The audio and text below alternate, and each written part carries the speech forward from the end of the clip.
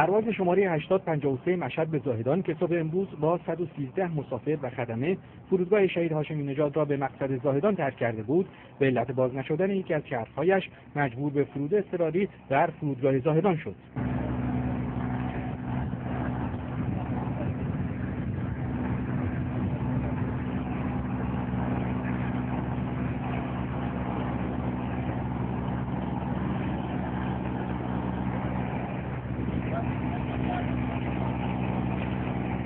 خوشبختانه هواپیما بعد از این مدت، یعنی 1 ساعت و چند دقیقه، تونست به سلامت به زمین بشینه.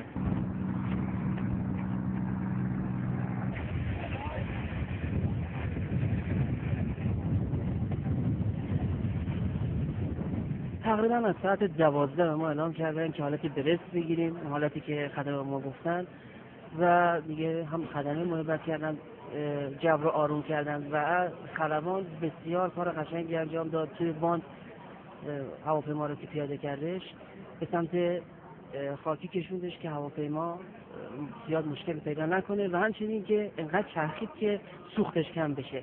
کار خیلی خوبی کرد. از خلبان واقعا کمال تشکر دارم. کار خلبان خوب بود. با صحبت‌هاش گیم گفت شما ظاهر ممرض هستین و خود امروز شما کمک می‌کنه. این دلداری میداد. در اول خواست خدا توفیق امام رضا و تشکر زیاد از پرسنل این هواپیما که با چه آرامشی رو ما آرامش دادن که خوشبختانه بدون که یه ذره اتفاق کوچیکی بیفته همه به سلامت بیرون اومدن.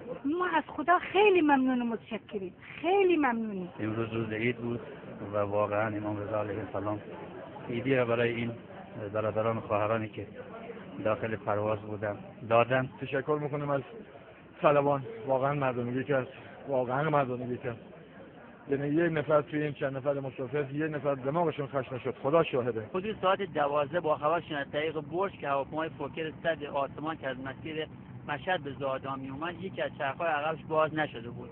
هواپیما باهاش تماس گرفتن، تلاش کردن در آسمان چرخو باز کنن، موفق نشدن.